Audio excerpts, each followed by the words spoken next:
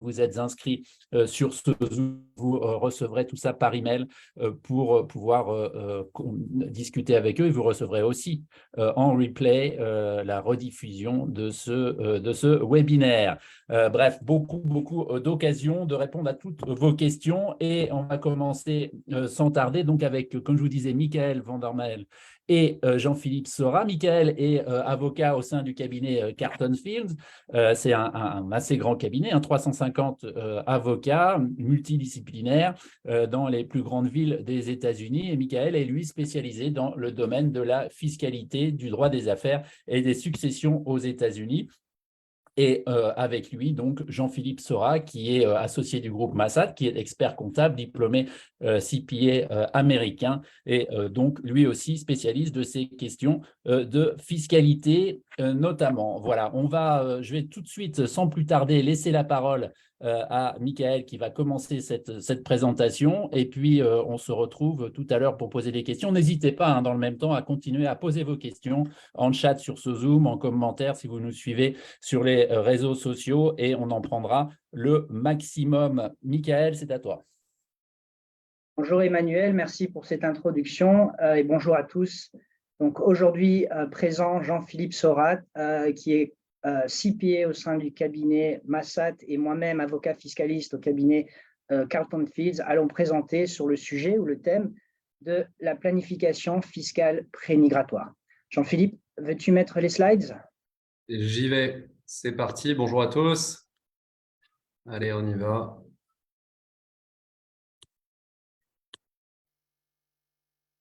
Voilà, donc Michael, je te laisse rentrer dans le vif du sujet tout de suite.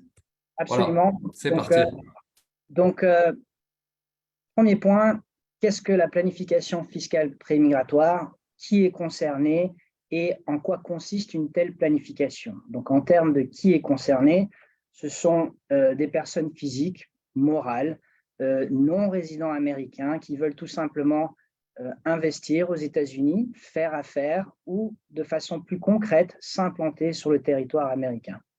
Une fois qu'on a bien compris les objectifs du client qui veut s'implanter aux États-Unis ou faire affaire, j'ai une conversation avec le client dans le but de le conseiller et de structurer ses investissements rentrant sur le territoire américain ou dans l'optique d'une implantation complète sur le territoire américain. L'analyse vise donc une structuration de ces investissements, réorganisation du patrimoine dans le but d'une optimisation sur les 3 points clés, les 3 axes d'intervention.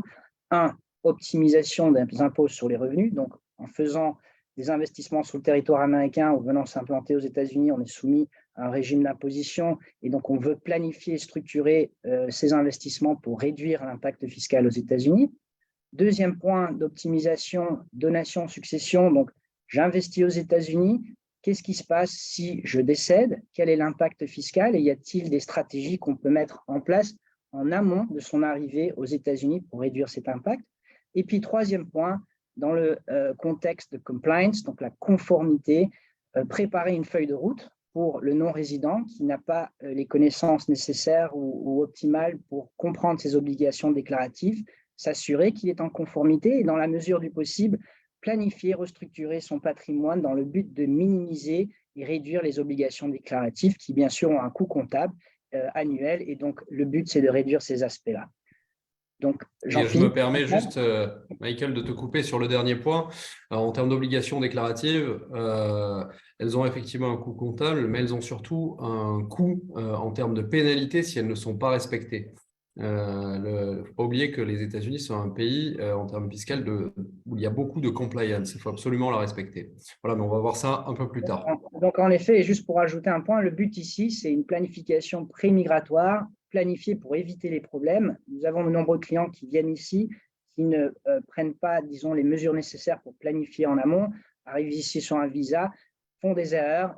Jean-Philippe et moi-même aussi accompagnent ces contribuables qui sont maintenant devenus américains, qui ont des problématiques déclaratives. Il y a des procédures de régularisation, et si vous êtes dans ce type de situation, sachez qu'on peut vous accompagner à ce niveau-là. Mais aujourd'hui, le but, c'est de ne pas être dans cette situation et de planifier en amont. Donc, prochaine slide, Jean-Philippe. Alors, voilà. Donc voilà, une fois qu'on a identifié le non-résident qui veut investir ou s'implanter aux États-Unis, il y a une question clé à lui poser, c'est voilà, monsieur, madame, voulez-vous venir aux États-Unis pour faire des affaires, investir ou s'implanter aux États-Unis? Pourquoi? Parce que ces questions vont être clés pour déterminer si la personne va être considérée comme un contribuable américain ou, à l'inverse, être considéré comme un contribuable non américain. Et pourquoi est-ce important? Donc, US person versus foreign person, pourquoi est-ce important? Parce que, tout simplement, le régime d'imposition aux États-Unis varie en fonction du statut du client en tant que résident ou non résident. Donc, Jean-Philippe, premier point, impôt sur les revenus. Quelle est justement cette différence de régime pour un résident américain comparé à un non-résident? Elle est majeure et c'est un point clé, comme tu l'as souligné, parce qu'une US person, donc un résident fiscal américain, US person dans ce cadre-là, dans le cadre de webinaire, on ne veut pas forcément dire personne américaine ou green card, c'est vraiment quelqu'un qui est considéré comme résident fiscal américain. Nous allons voir les critères de résidence tout à l'heure. À ce moment-là, on va devoir déclarer aux États-Unis l'ensemble de ses revenus mondiaux. Donc, évidemment, tout ce qui est gagné sur le territoire américain, mais aussi tout ce qui est gagné partout dans le monde. D'accord? Donc, tout va être déclaré aux États-Unis, va être imposable aux États-Unis, mais en fonction des conventions fiscales qu'il peut y avoir avec les pays dans lesquels sont gagnés d'autres types de revenus, mais à ce moment-là, on pourra demander des crédits d'impôt aux États-Unis si jamais le pays étranger avait la priorité d'imposition. Donc ça, c'est d'un point de vue impôt sur le revenu, mais pour revenir au point 3 de tout à l'heure, il y a aussi tout un aspect compliance, par lequel on va devoir déclarer l'ensemble des actifs, le contribuable ou la contribuable va devoir déclarer l'ensemble des actifs qu'elle possède à l'étranger. Quand on parle d'actifs, on parle de tout ce qui est compte bancaire, PEL, PEA, livret A, assurance vie, compte titre, tout ce qui va être les fonds communs de placement, mais aussi les parts de sociétés qui seront détenues, soit des actions détenues d'un ancien employeur ou des sociétés qui pourraient être des sociétés familiales avec des obligations différentes. Et donc là, on rentre vraiment comme vous le comprenez, dans un monde de compliance qui peut s'avérer lourd. Attention, il ne faut pas avoir peur non plus de devenir résident fiscal américain, mais qui est absolument à respecter. En termes de taux d'imposition, je ne parle que du fédéral, je ne vais pas parler des États, parce que chaque État a ses propres taux, et parfois même les villes aussi, comme New York City par exemple. On va avoir des taux qui vont varier, impôt sur le revenu de 0 à 37% et plus-value de 0 à 23,8%. Ça, c'est pour les US personnes. Pour les foreign personnes, donc les personnes qui ne sont pas considérées comme résidentes fiscales américaines, mais qui auraient des revenus de source américaine, eh bien, elles vont devoir déclarer leurs revenus en tant que non-résidents, avec une échéance fiscale qui va être au 15 juin si ce ne sont pas des salaires qui sont perçus. D'ailleurs, pour les US personnes, l'échéance fiscale est au 15 avril. Pour les foreign personnes, c'est 15 juin ou, donc si on n'a pas de salaire perçu aux États-Unis, si on a des salaires qui sont perçus aux États-Unis, c'est 15 avril. Et dans les deux cas, on peut demander une possibilité d'extension. Donc, les foreign personnes vont déclarer leurs revenus de source américaine, vont payer des impôts, tout en sachant qu'on va avoir une distinction entre revenus actifs et revenus passifs. Les revenus actifs vont être soumis au même barème d'imposition qu'une US personne et les revenus passifs seront soumis à un taux qui est spécifique, qui va être de 30%, avec des allègements possibles dus aux conventions fiscales. Voilà. Donc, je ne rentre pas dans le détail des conventions fiscales, puisque l'audience peut être de plusieurs pays francophones, mais voilà, c'est un peu la teneur, la différence entre impôt sur le revenu pour les US personnes et les foreign personnes. Maintenant, Michael, qu'en est-il au niveau des successions, des droits de succession ou de donation? Quelle est la différence entre les deux?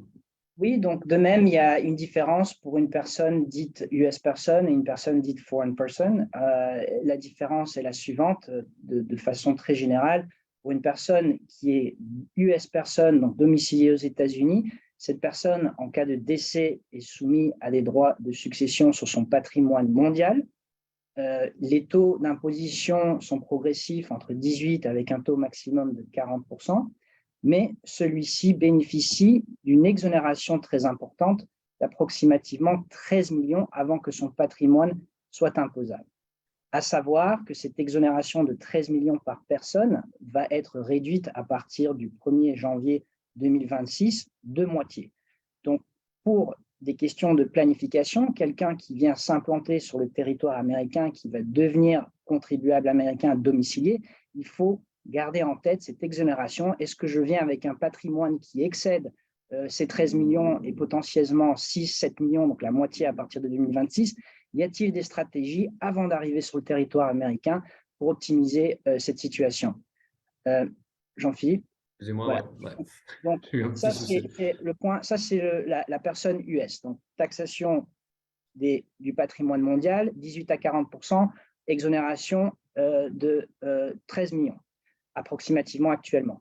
Pour un non-résident, lui, par contre, en cas de décès, il est soumis à une imposition seulement sur ses actifs situés aux États-Unis, avec quelques exceptions, donc pas mondial, seulement les actifs situés aux États-Unis. Les barèmes d'imposition 18 à 40%, mais celui-ci bénéficie seulement d'une exonération de 60 000 $, qui est très, très faible.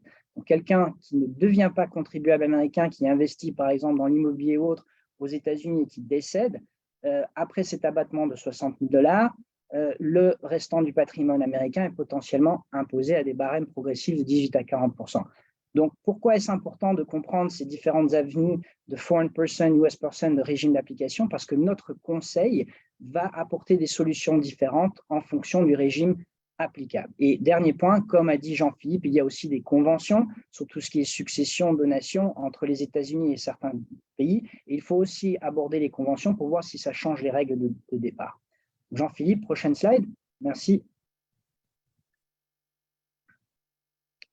Donc voilà, maintenant qu'on a bien compris les objectifs du client, qu'on sait s'il va venir s'implanter aux États-Unis, investir ou autre, on doit l'éduquer, il doit comprendre quels sont les tests de résidence pour bien distinguer si je suis non-résident ou résident. Donc, en termes d'impôt sur les revenus, je vais laisser Jean-Philippe nous expliquer comment ça fonctionne. Exactement. En termes d'impôt sur le revenu, c'est assez simple. On va avoir 3 critères. Les 2 premiers se lisent d'eux-mêmes, vous pouvez les lire. Si vous êtes citoyenne américaine, à ce moment-là, vous devrez, à vie, ou du moment que vous avez votre passeport américain, déclarer vos revenus aux États-Unis, vos revenus mondiaux et répondre à la compliance américaine. Il en va de même si vous êtes green card. Et il y a un autre critère qui là, du coup, va couvrir en gros tous les autres types de visas et même parfois des personnes qui n'ont pas de visa, qui pourraient avoir simplement un ESTA. Ça va être le Substantial Presence Test.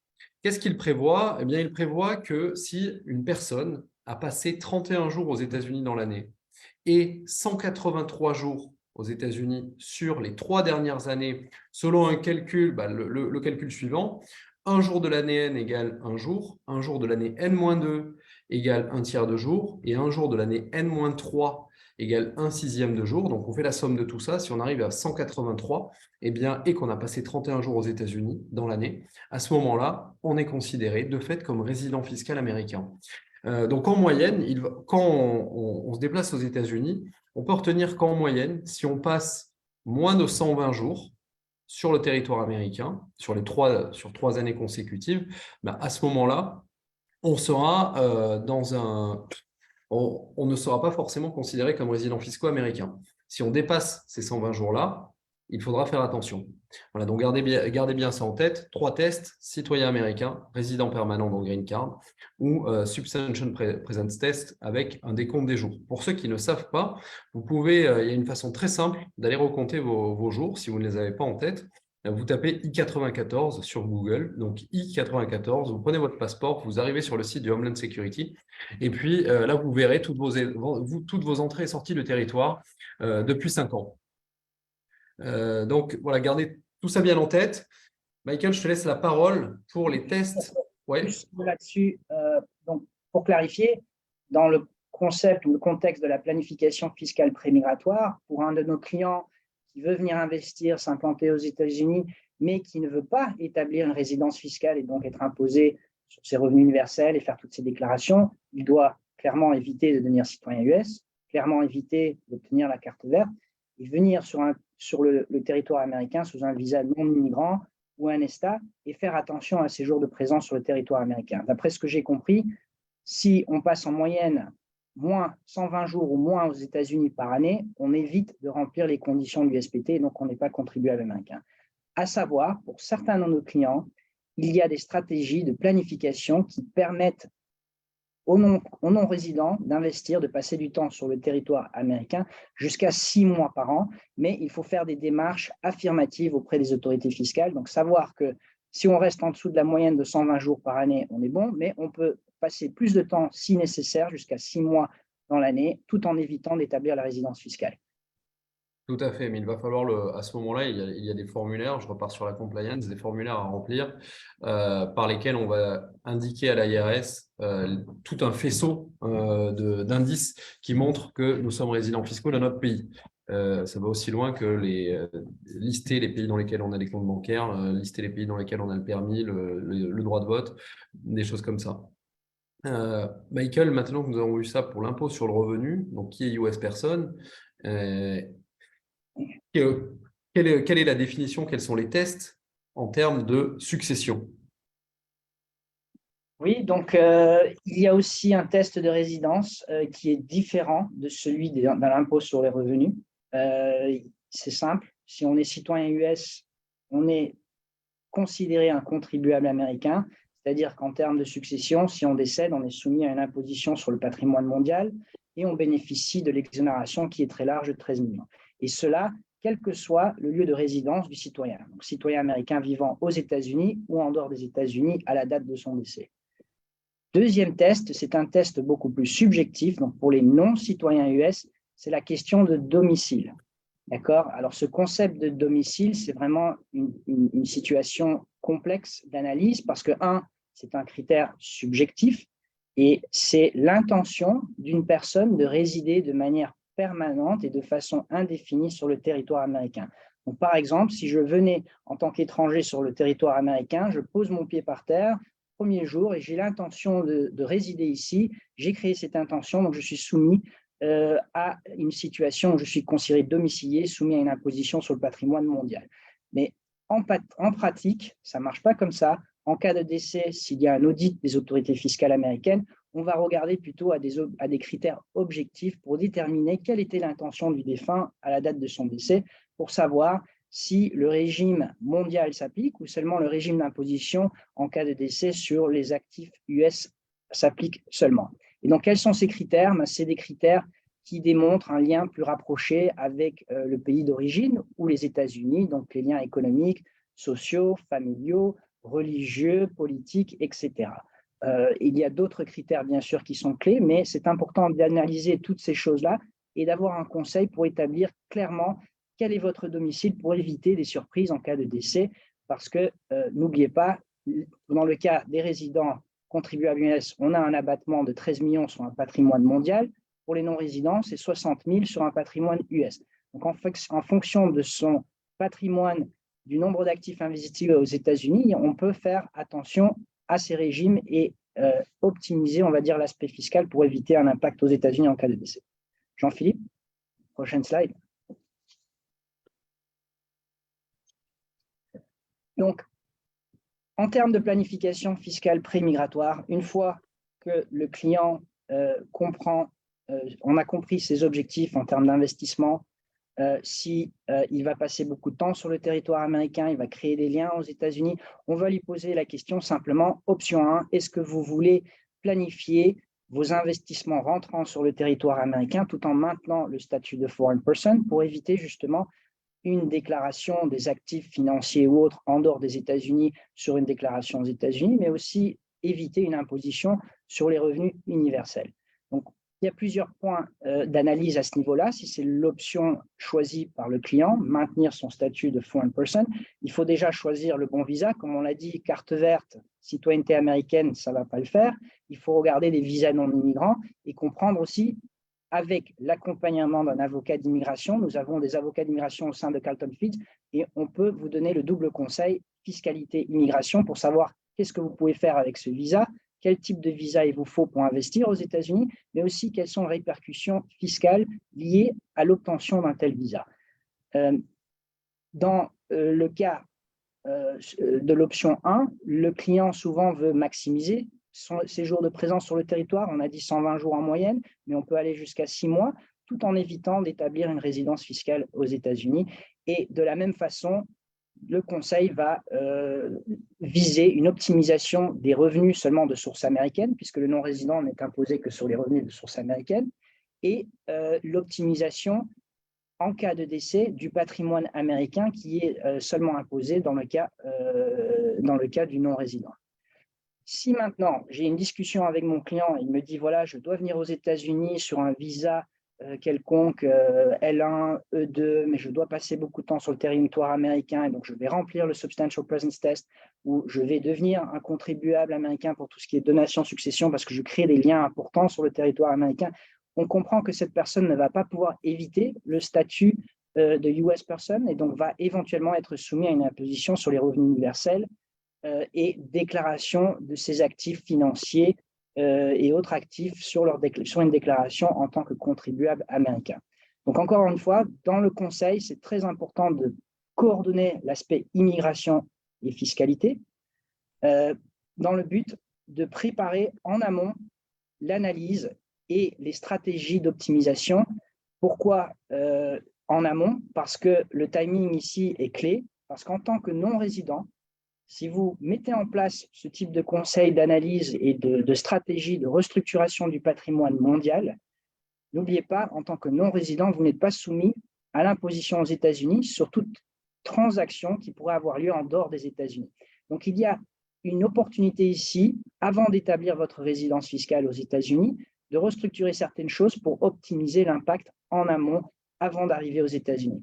Donc, autre question clé, c'est quand est-ce que je deviens un contribuable américain? Je sais que je vais le devenir, mais quand est-ce que ça va automatiquement commencer?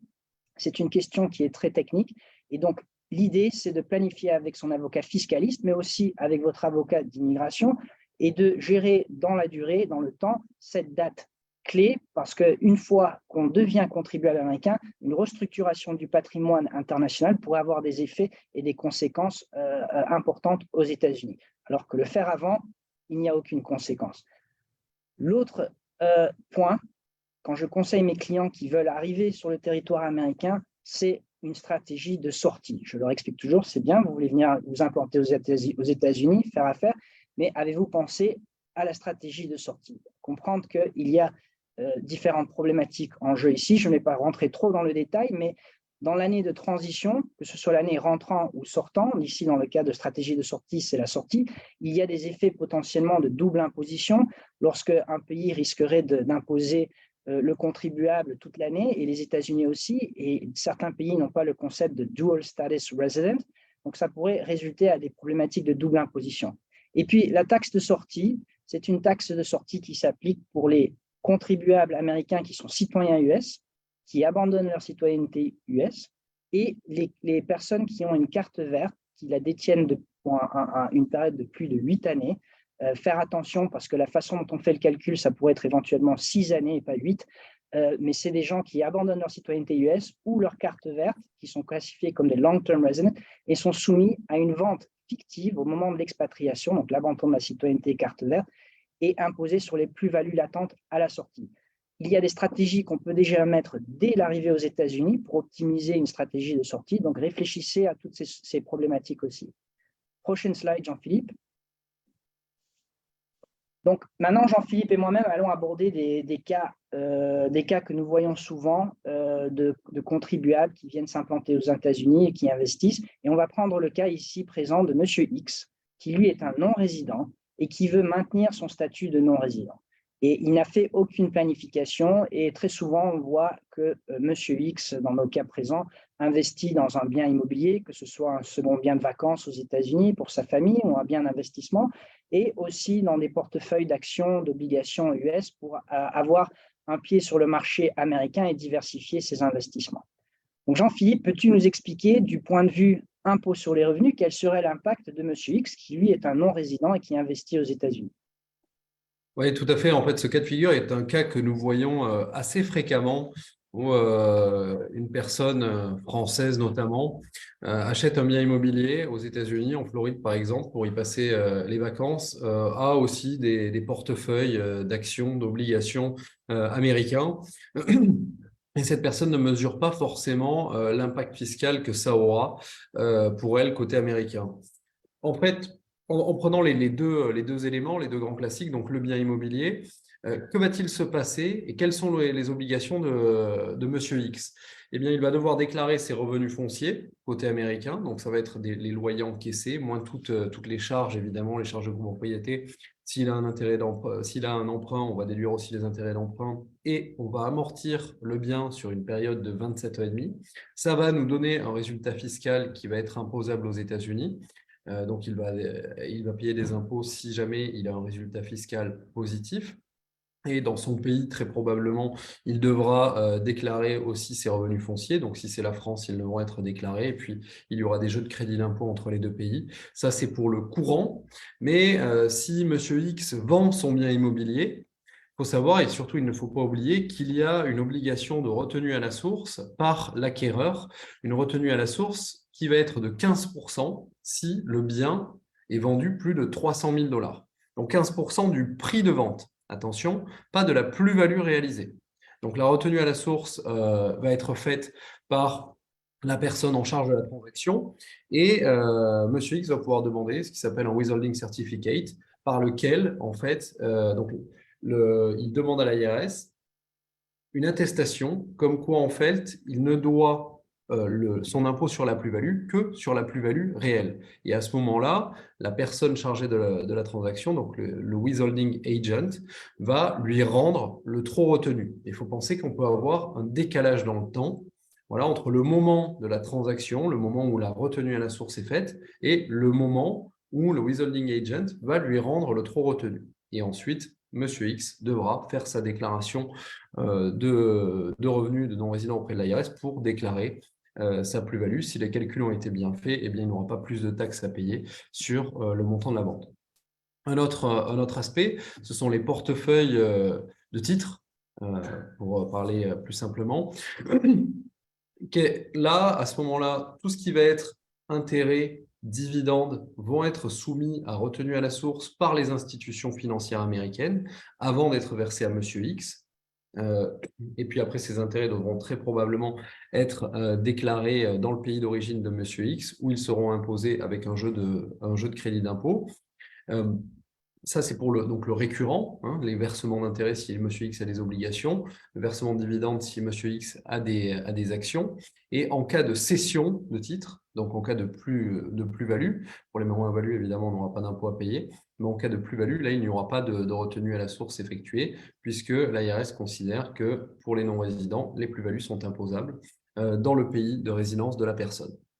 Voilà ce qu'il en est pour l'impôt sur le revenu. Donc, pensez bien, si vous êtes hors États-Unis, si vous avez ce type d'investissement, eh bien, il va falloir déclarer vos revenus parce que c'est souvent oublié.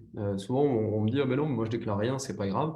Donc voilà, et pensez en cas de revente qu'il y aura ce FIRPA parce que, donc cette retenue à la source, parce que ça va vous créer un décalage de trésorerie. Maintenant, Michael, toujours pour Monsieur X, que se passe-t-il s'il décède? Donc, Jean-Philippe, Monsieur X décède, détenant ce bien immobilier aux États-Unis, portefeuille d'actions, obligations aux États-Unis. N'oublions pas qu'il n'est pas citoyen US et il est non domicilié aux États-Unis, ce qui veut dire qu'il est soumis au régime d'imposition sur les actifs situés aux États-Unis. Donc ici, le bien immobilier et le portefeuille d'actions. Les taux d'imposition sont de 18 à 40% et il bénéficie d'une exonération très faible de 60 000 $. Donc, pour un investissement combiné bien immobilier portefeuille à la valeur de décès de 1 million de dollars, l'imposition éventuellement de M. X serait aux alentours de 345 000 $. Donc, il y a un risque et un impact assez important pour M. X qui n'a pris aucune démarche de planification concernant ses investissements rentrants. Le fait de faire une détention directe n'est pas un bon recours, on va dire, en termes d'imposition sur les successions. L'autre aspect, c'est en termes de droit civil, on va dire, Monsieur X risque d'être soumis à une procédure qu'on appelle probate, c'est la procédure successorale administrative aux États-Unis, qui va dépendre de l'état où se trouve le bien immobilier et le portefeuille d'actions et d'obligations. Cette procédure consiste à plusieurs choses, mais faire l'inventaire des actifs situés aux États-Unis, obtenir du juge un ordre qui explique que le bien va être transmis aux héritiers, aux bénéficiaires. S'il y a un testament, il faut le faire homologuer. Tout ça crée des grandes complications et des délais dans le temps pour transmettre le patrimoine du défunt, Monsieur X, à ses membres de la famille, les personnes qu'il aurait choisies, ou les lois qui s'appliquent. Ici, en l'occurrence, pour l'immobilier, ça serait la loi de l'État aux États-Unis qui s'applique, où se trouve le bien qui s'appliquerait dans ce cas de figure. Et donc, il faut faire attention de ces problématiques-là parce que ça crée des problèmes au niveau de la transmission du patrimoine et aussi de l'imposition. On peut éventuellement planifier et éviter ce type de problématique avec une structuration des investissements. Donc, pour récapituler, si je comprends bien, Jean-Philippe, sur les impôts, l'imposition sur les revenus, ce n'est pas un mauvais résultat puisque M. X, en faisant une déclaration, peut être imposé sur ses revenus locatifs d'une façon nette et pas brute, et donc ensuite il peut déduire plein de charges à ce niveau-là. Il semblerait que les problèmes soient plutôt sur les aspects successoraux et M. X pourrait éventuellement considérer des structures ou autres entités d'investissement, des sociétés offshore, onshore aux États-Unis, des trusts ou d'autres véhicules qui pourraient justement optimiser ces aspects successoraux. Prochaine slide, Jean-Philippe. Donc maintenant, nous allons voir un autre cas. Monsieur X est dans une autre situation. Donc voilà, donc ici, nous nous retrouvons dans la situation où M. X nous a clairement évoqué qu'il ne va pas pouvoir maintenir son statut de non-résident et il va venir s'implanter aux États-Unis et éventuellement établir sa résidence fiscale aux États-Unis. M. X, actuellement, en tant que non-résident, possède une société étrangère, une holding qui est classifiée comme une corp, une CFC, et je vais définir ce que c'est dans une minute, qui détient ensuite différentes sociétés actives qui est dans la production et vente de pièces automobiles hors des États-Unis. Donc, dans l'analyse de la planification fiscale prémigratoire, il faut identifier et expliquer à M. X qu'est-ce qui va se passer une fois qu'il s'implante aux États-Unis avec ce groupe de sociétés et cette holding aux États-Unis. Donc, qu'est-ce qu'une CFC? Très généralement, une CFC, c'est une société qui est détenue principalement par des actionnaires classifiés comme des contribuables américains. Pour être plus précis, il faut que plus de 50% en termes de capital ou de vote soient détenus par des contribuables américains, mais il faut faire très attention parce que dans le conseil, la planification, il y a des règles d'attribution d'actions qui peuvent s'appliquer en fonction du lien qui existe entre les actionnaires de la société, donc la holding, qui pourrait impliquer que cette société soit une CFC sans que ça soit vraiment évident. Donc, première chose, identifier que ce soit une CFC. Maintenant, Jean-Philippe, peux-tu expliquer qu'est-ce qu'une CFC et comment M. X serait taxé sous ce régime d'imposition qui existe pour les CFC? Tout à fait. La notion de CFC est très importante. Il y a plusieurs critères, là aussi, encore une fois. Pour qu'une société étrangère soit considérée comme contrôlée par des résidents fiscaux américains, il faut que le capital de la société soit détenu à 50% par des résidents fiscaux américains ou que les droits de vote soient détenus à 50% par des résidents fiscaux américains. Et un dernier point qui est souvent oublié et que nous rencontrons souvent avec Michael, ce sont les sociétés familiales. Il y a une règle d'attribution aux États-Unis qui prévoit que si les parents ou les enfants du résident fiscal américain ont des parts, à ce moment-là, d'un point de vue compliance et contrôle, il est considéré que les parts de ces personnes sont détenues par le résident fiscal américain, donc rentrent en compte dans le calcul du seuil des 50%. Et ça a toute son importance parce que en termes de compliance, encore une fois, et même d'impôt sur le revenu, les impacts peuvent être assez importants.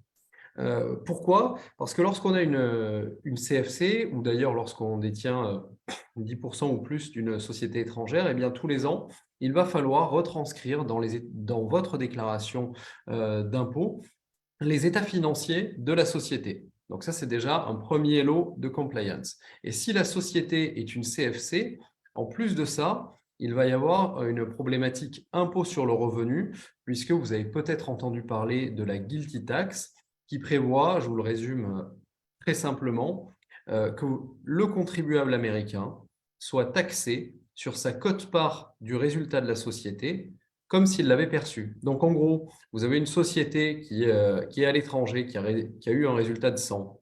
Vous avez 60% du capital ou des droits de vote de la société. Eh bien, à ce moment-là, vous allez être imposé aux États-Unis sur 60, même si rien ne vous a été distribué. D'accord? Donc, ça, c'est très important. Il faut le garder en tête parce que c'est souvent et surtout la notion de constructive ownership dont je parlais tout à l'heure pour atteindre le seuil des 50% est souvent oubliée. Souvent, on nous dit « oui, mais bon, c'est bon, moi j'ai 5% en pleine propriété, 50% ou 8% pardon, en nue propriété, mes parents ont le reste. » Ouais, mais si vos parents ont le reste, justement… Ouais. Juste pour clarifier, donc, si je comprends bien, à travers un véhicule qui est classifié comme un CFC, si je ne fais pas de planification, je m'installe aux États-Unis, le résultat généré par cette société en dehors des États-Unis serait peut-être imposé à l'IS dans son pays, oui. pays Tout d'origine. à fait. Tout à fait. Maintenant, tu m'expliques que ces règles de guilty tax qui sont très compliquées, subpart F income, c'est des règles où certains caractères de revenus pourraient être imposés par transparence. Est-ce que M. X a le droit à un crédit d'impôt sur les montants qu'il a payés? Hélas, non, et la loi est très claire là-dessus. Monsieur X n'aura pas droit à un crédit d'impôt lié à l'impôt sur les sociétés qu'aura payé la société.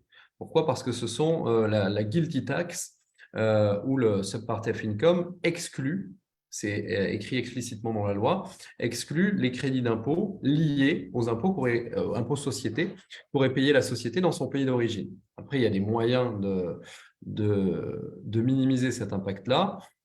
Mais sur ça, Michael, je vais te laisser la parole pour une bonne planification. Un dernier point, donc maintenant, il y a ce résultat. Si je veux faire une distribution, si je veux faire une distribution de dividendes, comment est-ce que M. X serait éventuellement imposé? Alors, côté américain, si M. X perçoit des dividendes de la société étrangère, à ce moment-là, il va être imposé évidemment aux États-Unis avec des taux, si nous arrivons à qualifier ces dividendes de qualified dividends, à des taux qui vont varier entre 15 et 20% côté américain. Donc là, si jamais M. X a payé de la guilty tax par le passé aux États-Unis et qu'il se verse des dividendes par la suite, à ce moment-là, il ne sera pas à nouveau imposé sur les dividendes qu'il va percevoir puisque l'impôt aura déjà été payé en amont. Voilà, puisqu'en fait, la guilty tax prévoit en gros, on considère par la guilty tax, on considère le mécanisme de la guilty tax, on va considérer que vous avez perçu les dividendes, que M. X a perçu les dividendes, même s'il ne les a pas perçus, même si finalement rien ne lui a été versé. Donc, au moment où il se les verse réellement, si on a un décalage dans le temps, il n'y aura pas d'imposition supplémentaire sur les dividendes. Donc, et de plus, je dirais même que M. X est peut-être soumis à une retenue à la source dans le pays où se trouve la corp étrangère sur les dividendes. Alors oui, dans pas mal de pays, et notamment par exemple la France ou le Canada, pour ceux qui nous écoutent qui sont au Canada, vous allez avoir une retenue à la source dans votre pays d'origine, dont le taux va varier en fonction de la détention du capital. Et côté américain, vous allez pouvoir demander un crédit d'impôt équivalent à la retenue à la source qui aurait été pratiquée dans votre pays d'origine, dans le pays qui verse plutôt les dividendes, pas forcément votre pays d'origine à vous. Donc, pour résumer, une CFC, ce n'est pas nécessairement l'idéal. Bien sûr, dans certains cas, une CFC n'est pas un problème critique pour certains de nos clients, mais si on peut planifier pour éviter la CFC, ça nous permettrait d'éviter potentiellement une double imposition dans le pays d'origine et puis sur la redistribution de dividendes, sans l'optimisation du crédit d'impôt, malheureusement, dans ce cas de figure. Et il y a peut-être des solutions pour optimiser ce type de transaction qui vise à une restructuration de la société pour éviter justement d'être classifié CFC. Cela doit se faire bien sûr en amont de l'arrivée de M. X aux États-Unis. Pourquoi? Parce qu'une restructuration de ses affaires en dehors des États-Unis en tant que non-résident, on l'a expliqué, n'a aucune incidence ou impact fiscal sur les États-Unis. Donc, il y a pas mal de choses qu'on peut faire pour sortir du régime CFC. Il y a par exemple, Jean-Philippe, le régime de CF, donc de Foreign Company, qui n'est pas une CFC. Comment M. X serait taxé dans cette solution-là? Si on pouvait sortir du CFC, donc c'est le régime un peu de défaut d'une Foreign Corp. Comment, dans ce cas de figure, serait-il taxé? Alors à ce moment-là, si Monsieur X, si la société étrangère n'est pas considérée comme une CFC, on oublie la problématique de la guilty tax. Donc il n'y aura pas de transparence vis-à-vis de la société et Monsieur X sera imposé aux États-Unis, et ça c'est logique, uniquement sur les dividendes qu'il va percevoir. Toujours avec ce jeu, comme on le disait tout à l'heure, de crédit d'impôt si jamais une retenue à la source a été effectuée dans le pays dans lequel est située la société étrangère. Il ne faudra quand même pas oublier que dépendant des seuils de détention du capital de la société, même si la guilty tax n'est pas là, il y a absolument des obligations de compliance. Puisque si on oublie de remplir le formulaire 5471 qui permet en fait de retranscrire les états financiers de la société dans votre déclaration, la pénalité est de 10 000 $. Si jamais on ne devait pas utiliser le 5471 parce que Monsieur X détenait moins de 10% de la société et qu'on devait utiliser un autre formulaire qui s'appelle le 8938, si celui-ci est omis aussi, c'est 10 000 $. Vous pouvez retenir qu'avec l'IRS, lorsque vous avez un défaut de compliance, la plupart du temps, les pénalités seront de 10 000 $. Voilà. D'accord. Donc ici… Et aussi, un autre point, excuse-moi, un point auquel je viens de penser parce qu'il est souvent oublié. C'est lorsqu'on on est actionnaire d'une société étrangère, ou d'ailleurs même pas, on peut avoir un rôle dans une société sans en être actionnaire. Si on a signature sur le compte de la société, à ce moment-là, le solde maximum du compte doit être déclaré sur vos FBAR. Ça, c'est très important. Vous en avez peut-être entendu parler. Les FBAR, qu'est-ce que c'est? C'est une déclaration qui est annexe à votre déclaration de revenus sur laquelle on va lister l'ensemble de vos actifs financiers étrangers. Donc, tous vos comptes, vous pouvez retenir, tous vos comptes étrangers seront listés sur cette déclaration à condition que leur maximum cumulé à n'importe quel moment de l'année dépasse 10 000 $. Donc, cumulé à n'importe quel moment de l'année, qu'est-ce que ça veut dire? C'est très simple, on va prendre un exemple. Vous avez deux comptes. Un compte sur lequel vous avez deux comptes étrangers, donc on ne parle pas de compte américain, on parle de compte étranger. Vous avez un compte sur lequel vous avez en moyenne l'équivalent de 1 $ toute l'année, puis un jour en mars, vous recevez un virement de 3 000 et le lendemain, vous revirez l'argent. Là, sur ce compte-là, vous avez eu un maximum en mars de 3 000. Vous avez un deuxième compte sur lequel vous avez 1 $ toute l'année, et puis un jour en novembre, vous recevez 8 000. Le lendemain, vous revirez les 8 000. Là, vous avez un autre maximum à 8 000. Donc 3 000 plus 8 000, même si on n'est pas aux mêmes dates, à ce moment-là, on arrive à 11 000, on doit déclarer les deux comptes. Parce que les pénalités en cas de défaut vont être de 10 000 $ par compte. Évidemment, ceux qui nous écoutent, qui se disent « Waouh, je ne l'ai jamais fait », il y a des façons de régulariser. Et comme le disait Michael en début de présentation, nous accompagnons tous les deux un certain nombre de clients dans la régularisation de ces défauts de déclaration. Donc, Jean-Philippe, juste pour mieux comprendre et récapituler, donc si je suis dans le monde des CFC, si je devais devenir un contribuable américain, sortir du régime CFC me permettrait aussi de différer l'imposition du résultat aux États-Unis et contrôler le timing de quand est-ce que je vais être soumis à une imposition aux États-Unis seulement lorsque j'effectue un dividende. Alors que dans le régime de CFC, on est potentiellement imposé par transparence, alors que ce n'est pas nécessairement le bon timing. Donc, il y a des avantages. Il y a encore d'autres solutions, éventuellement une taxation par transparence, carrément sortir de la Foreign Corp ou de la CFC. Malheureusement, on est un peu court de temps, on ne peut pas les aborder. Mais dernier point, en termes de succession, voilà, M. X vient s'implanter aux États-Unis. Avant de parler de succession, j'aurais une question pour M. X. Qu'est-ce que M. X veut faire avec sa holding étrangère et ses sociétés actives? A-t-il peut-être une optique de revente lorsqu'il sera résident américain? Dans ce cas de figure, on va étudier des stratégies pour optimiser la plus-value de revente, que ce soit les actions de la corp étrangère ou les actifs détenus par la corp étrangère et les sociétés de vente de production directement. Et il y a des stratégies ici pour réactualiser, si vous voulez, le coût d'acquisition historique et d'éviter des plus-values latentes importantes si on met en place une planification en amont avant d'arriver aux États-Unis, qui serait par exemple, en l'occurrence, restructurer le patrimoine de la société du point de vue juridique ou tout simplement des stratégies qui n'ont aucune incidence dans le pays d'origine, mais qui reflètent une certaine demande qui doit se faire au préalable aux autorités fiscales américaines, remplir certains formulaires pour demander un changement de classification d'entité, etc. Donc, réfléchissez qu'il y a des options. Une CFC, c'est un résultat. Il faut comprendre quels sont les impacts. Pour certains de nos clients, ce n'est pas nécessairement une mauvaise solution, mais pour d'autres, ça pourrait l'être. Il y a d'autres stratégies, mais le timing, c'est avant de devenir contribuable américain, il faut réfléchir à ces problématiques-là. Maintenant, si M. X me dit qu'il va maintenir ses activités, une fois qu'il devient contribuable américain, et va éventuellement décéder sur le territoire américain, comprendre qu'en tant que résident US, il est imposé sur son patrimoine mondial, taux 18 à 40%, et il faut réfléchir à cette exonération qui est actuellement de 13 millions approximativement pour 2023, qui va être réduite de moitié. Donc, si la valeur de la corp étrangère et les sous-actifs est de 20 millions de dollars, le patrimoine de M. X est bien plus important. Il y a des stratégies avant d'arriver aux États-Unis, utilisant différents véhicules de trust, de donation, pour essayer de dégager du patrimoine avant son arrivée, sans impact ou incidence fiscale aux États-Unis, afin qu'une fois que M. X devient contribuable américain, résident américain, s'il décède, ce patrimoine a été dégagé et n'est pas pris en compte au moment du décès. Donc, prenez ça en compte. Je précise juste un point en termes de succession.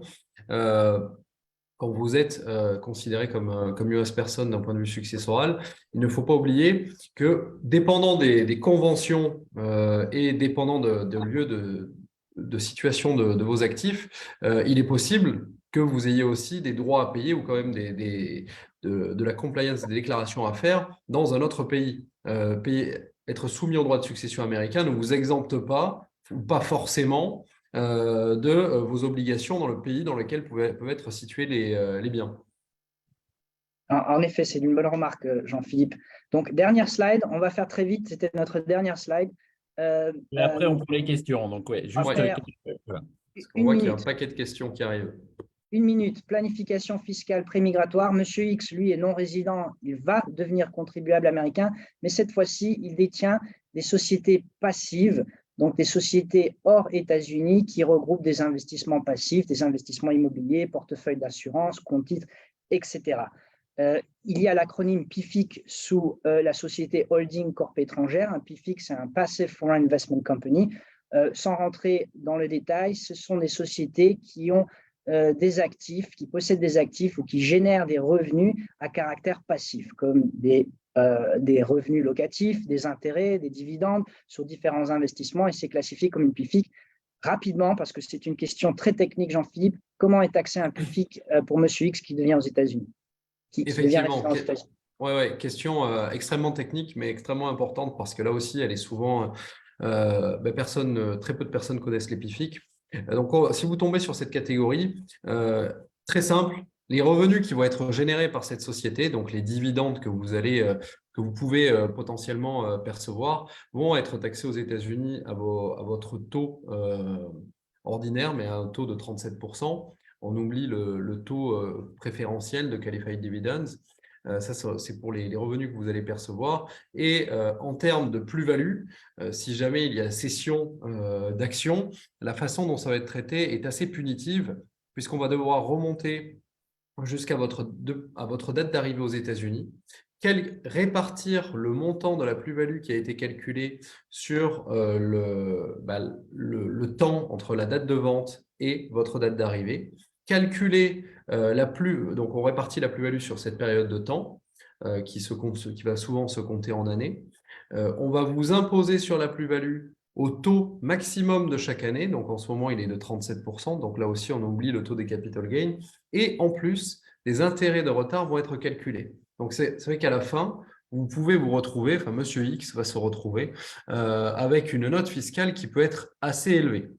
Ouais, voilà. donc, on ne rentre pas plus dans le détail parce que c'est un régime qui est complexe. Ouais. C'est un régime qui peut être punitif pour nos clients qui viennent s'implanter aux États-Unis, comprendre qu'avant d'arriver aux États-Unis, il y a des stratégies qu'on peut mettre en place pour sortir du régime PIFIC et obtenir un régime d'imposition sur ces activités à caractère passif qui ressemble au taux qu'un contribuable américain aurait si lui investissait dans des investissements similaires aux États-Unis, comme un portefeuille d'actions aux États-Unis, des fonds mutuels aux États-Unis, qui impliquent des taux préférentiels de capital gains ou autres, alors que dans le cas d'un PIFIC, ce n'est pas la même chose. Il y a des choses qu'on peut faire en amont, donc réfléchissez à ce type de planification avant de venir aux États-Unis. Donc voilà, je crois que ça conclut notre présentation. Si on a encore quelques minutes pour prendre des questions, Emmanuel. On a plein de questions. Si vous voulez mettre la slide peut-être avec vos contacts pour que les gens puissent tout à fait. facilement vous contacter par la suite, parce que je pense que ça sera le cas de beaucoup. Alors très vite, on va prendre par exemple Gérard. Oui. Ça d'avant, Jean. Nos contacts, c'est là, on est là. Juste, Emmanuel, si je peux choisir juste une question, comme le temps est limité, c'est une question qui est vraiment importante. Je l'ai vue par 2 fois. On parle de SCI. C'est vrai que nous n'avons pas abordé le sujet des SCI. Donc, on a une personne qui nous demande est-ce que un résident fiscal américain qui a une SCI en France soumise à l'IR est soumis à la GILTI tax? Alors là, la réponse est non, puisque la GILTI tax ne s'applique que pour l'équivalent de C-Corp américaine. Donc, ça va être des côtés français, des sociétés commerciales, type SARL, SAS, SA. Une SCI est considérée comme un partnership étranger. Donc, à ce moment-là, la personne considérée ici va devoir payer ses impôts en France en tant que non-résident. Côté américain, on prend sa quote-part du résultat de la SCI, on déclare et on va demander un crédit d'impôt équivalent aux impôts français qui ont été payés. Il ne faut pas oublier que là aussi, on va avoir de la compliance. Il va falloir, si la personne en question détient 10% ou plus de la société, mais il va falloir retranscrire les états financiers de la SCI dans la déclaration de la personne. Sinon, encore une fois, risque de pénalité de 10 000 $. Donc voilà pour la SCI. Et donc, je pense que j'ai aussi répondu à la question de quelqu'un d'autre qui est anonyme, qui disait est-ce que si on est aux États-Unis sous visa, qu'on a des parts de SCI en France, est-ce qu'on doit déclarer les revenus aux États-Unis? Bien, la première question va être de déterminer si vous êtes considéré comme US person, et si c'est bien le cas, effectivement, oui. Et en plus, il faudra déclarer la détention de ses parts. Voilà. Alors, très vite, Gérard, qui a une carte verte, visiblement, déclare donc tous ses comptes français chaque année au fisc américain. Il va avoir un revenu important cette année, puisqu'il va vendre une maison suite à une succession. Son conseiller fiscal américain lui dit qu'en dessous d'1 million, aucune déclaration à l'IRS sera nécessaire. Et là, on va lui dire de changer de conseiller fiscal. Moi, j'irai pas direct comme ça, mais effectivement, Michael, tu veux prendre ou tu veux que je prenne là? Il y a plusieurs précisions qu'il me faudrait, mais si j'ai compris, carte verte, résident aux États-Unis, et il va recevoir une donation, c'est ça, ou une succession? Il a reçu une donation aux États-Unis d'ailleurs, mais il a la carte verte, donc a priori, il doit Donc, ça peut dépendre, mais en gros, s'il est classifié comme un contribuable américain et qu'il reçoit une donation ou un héritage de personnes non américaines, il y a une déclaration à faire aux États-Unis sur le formulaire 3520 lorsque le montant de la donation ou de la succession, donc il faut regarder l'année complète, toutes les donations, toutes les successions, la valeur des actifs excède 100 000 $, il doit faire une déclaration. Il n'y a potentiellement aucune imposition puisque la personne qui fait le don à l'étranger ou le défunt à l'étranger n'est pas soumis au régime d'imposition aux États-Unis. C'est simplement une obligation déclarative, mais les pénalités sont très lourdes. La pénalité peut atteindre jusqu'à 25% du montant de la donation ou de l'héritage. J'espère que ça a répondu à la question. Alain avait le même type de question, on y a répondu. Frédéric, lui, est installé en France, il y travaille et il a un client américain, il est consultant. Il a un client américain lequel est facturé en euros. Les factures sont réglées en France et les impôts payés en France. Et il se demande si néanmoins il peut être considéré comme US person et faire une déclaration d'impôt aux USA. Donc son client qui travaille des États-Unis? Son client est américain, est basé aux États-Unis, mais lui est en France, est basé en France. Et j'ai pu échanger avec Frédéric rapidement sur le question-réponse. En fait, pour information, Frédéric ne passe pas, ne remplit pas les conditions du Substantial Presence Test. Frédéric facture à titre personnel puisqu'il est auto-entrepreneur. Il n'a pas de société, donc a priori, il n'aurait pas de déclaration à faire aux États-Unis, mais peut-être qu'il faudrait en discuter pour être certain d'avoir bien saisi la situation. Oui, et dans un contexte plus général, on vit dans le monde du post-Covid, où le monde du télétravail est en pleine évolution. Savoir si vous avez une société et vous envoyez des employés aux États-Unis sous forme de télétravail, juste pour être aux États-Unis, ça pourrait impliquer un établissement stable aux États-Unis, une imposition pour vos sociétés ou autres. Donc, faire très attention. Quand il y a des transferts de cadres, d'employés, nous représentons de nombreux clients des sociétés qui ont justement une succursale ou 100 établissements aux États-Unis pour les problématiques de migration d'employés clés sur les États-Unis ou de travail. Il y a des implications clés sur les charges sociales, sur l'imposition des revenus et aussi sur les aspects successoraux. Donc, il y a une vraie complexité, mais il faut être au courant de ces problématiques et simplement nous contacter et on peut évaluer les problématiques. Alors, une auditrice, je pense, ou auditeur qui est résident américain, vend sa maison principale en France et souhaite utiliser la somme dans l'achat d'un bien en maison principale en Floride. Sommes-nous, demande-t-il, sommes-nous exonérés dans ce cas du calcul de la plus-value ou est-elle diminuée? Alors, tout dépend de… tu veux y aller, Michael Vas-y, je compléterai s'il y a autre chose à compléter, mais je suis sûr que tu… Ok, mais tout dépend s'ils vendent leur bien en France, il y a pour pouvoir bénéficier côté américain de l'exemption de la plus-value, d'un abattement sur la plus-value qui sera de 250 000 $ par personne du couple s'ils sont mariés, donc 500 000 maximum. À ce moment-là, il va falloir avoir habité dans le bien au moins 2 ans sur les 5 années qui précèdent la vente. Donc déjà, il faut savoir s'ils ont rempli cette condition. Et si ça n'est pas le cas, eh bien là, s'ils devront payer un impôt sur la plus-value côté américain, bien qu'il soit exempté côté français. Merci. Une question succession. Si on est domicilié, peut-on, être domicilié aux USA pour les questions de succession si on est titulaire d'un visa et donc non pas résident permanent? Alors, c'est une question très importante et une bonne remarque parce que, comme vous l'avez pu remarquer, il y a un test de résidence sur l'impôt sur les revenus qui est différent de celui sur tout ce qui est successoral.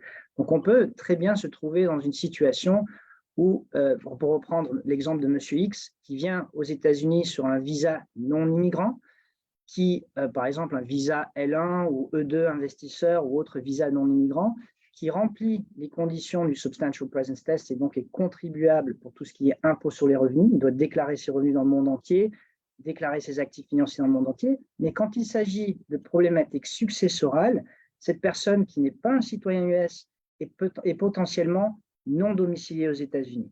Il faut absolument regarder les critères qui sont des critères subjectifs, les liens. Donc, par exemple, si M. X a des liens plus rapprochés, par exemple, pour prendre la France comme un exemple, de la France, des liens économiques, autres qui sont plus rapprochés des États-Unis, il est possible d'être dans un cas de figure où maintenant, M. X, qui est venu sur son visa E2, détient un bien immobilier, des comptes d'investissement sur les États-Unis, en cas de décès, est soumis au régime d'imposition qui le limite à une exonération de 60 000 $, mais à savoir aussi qu'entre la France et les États-Unis, il y a une convention qui existe qui peut changer un peu le résultat.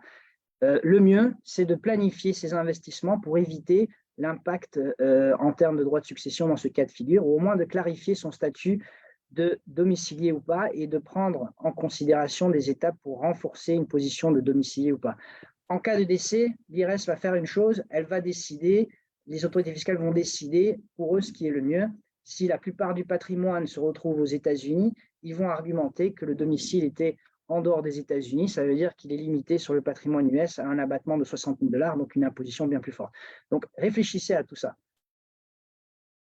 Très bien. Mais on arrive au terme de cette heure de webinaire. Merci encore à tous les deux. Merci à toutes et à tous de nous avoir suivis. Évidemment, si on n'a pas pu prendre votre question ou si vous n'avez pas osé poser vos questions, pas de panique.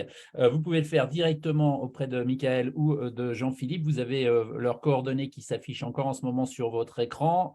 Si vous ne pouvez pas les noter, vous allez les recevoir dans l'email que vous recevrez dans les 24 heures avec le replay, la rediffusion de ce webinaire. Vous recevrez tout ça, évidemment, si vous étiez inscrit à ce Zoom. Merci à tous les deux. Donc, Jean-Philippe Sora, expert comptable du groupe Massa, Michael Vandermel, avocat fiscaliste de Carlton Fields. Merci pour votre expertise et vos réponses extrêmement pertinentes tout au long de cette heure. Merci à toutes et à tous de nous avoir suivis. À très bientôt sur French Morning. Merci à tous. Merci, à bientôt. Au revoir. À bientôt. Au revoir.